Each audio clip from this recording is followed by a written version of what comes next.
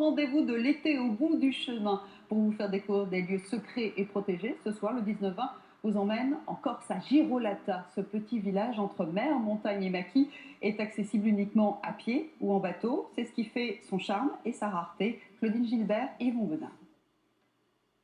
Sur la côte ouest de la Corse, son port, au fond d'une baie, offre un abri naturel, dans une réserve classée au patrimoine mondial de l'UNESCO.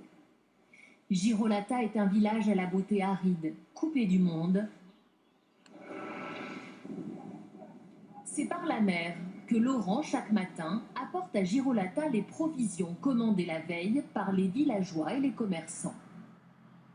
Vu qu'il n'y a pas de route, tout passe par bateau. Voilà, donc là en ce moment c'est la marchandise. Après on peut être amené à transporter d'autres choses, hein, le fret, des matériaux, des personnes, des animaux, enfin toutes sortes de choses. Son bateau, c'est le cordon ombilical qui relie Girolata au reste du monde. Coralie, la factrice, l'emprunte pour sa tournée quotidienne, du courrier et de plus en plus de colis. Ils commandent énormément parce que bon, sur place, il n'y a pas grand-chose, on va dire, ce qui fait que tout passe par moi, voilà, enfin, par la poste. 2 mois par an, Girolata s'active pour accueillir le défilé des touristes toute la journée. Voilà. Beaucoup de monde. 600 000 personnes, des touristes de passage, visitent chaque année la réserve de Scandola. C'est l'un des joyaux de la Corse, patrimoine mondial de l'UNESCO. Un sanctuaire de 2000 hectares pour la biodiversité, marine et terrestre. C'est la haute saison aussi pour Coralie, la factrice. En été, la population passe de 15 à 120 personnes au village. Et bonjour. Merci. De rien. C'est la lessive que j'ai commandée, voilà. J'avais plus de lessive, c'est ma lessive qui vient de me livrer. C'est plus amical parce qu'on est vraiment plus attendu, quoi.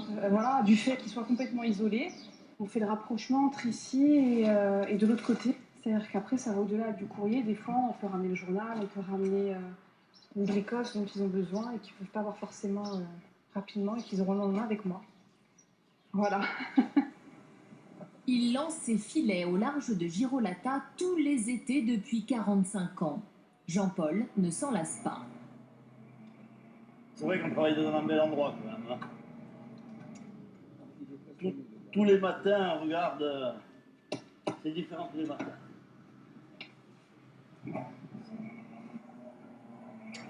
Qu'est-ce que vous avez attrapé aujourd'hui?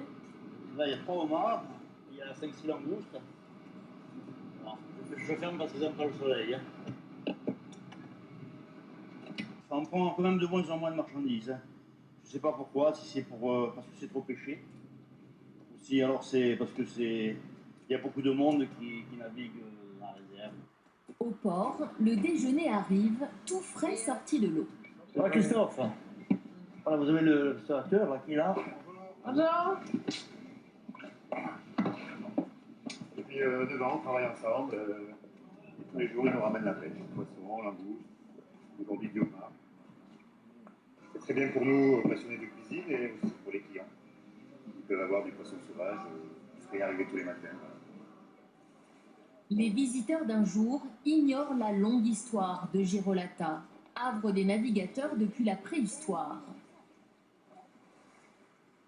La tour génoise, bâtie au XVIe siècle contre les pirates, rappelle l'ancienne vocation militaire du Golfe.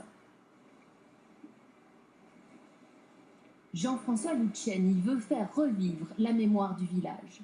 La plupart des tours qui sont sur le littoral de la Corse, c'est des tours de guet, des simples tours qui sont au sommet de cap qui dominent la mer. Ici, le but, c'est au-delà du guet, qui est nécessaire évidemment, c'est de pouvoir contrôler le port. Il mise sur le tourisme culturel. 5 siècles plus tard, ce fortin, bientôt restauré, se prépare à l'assaut des visiteurs. Pas à pas, les randonneurs gravissent les 7 km jusqu'à la route, 1h30 d'effort.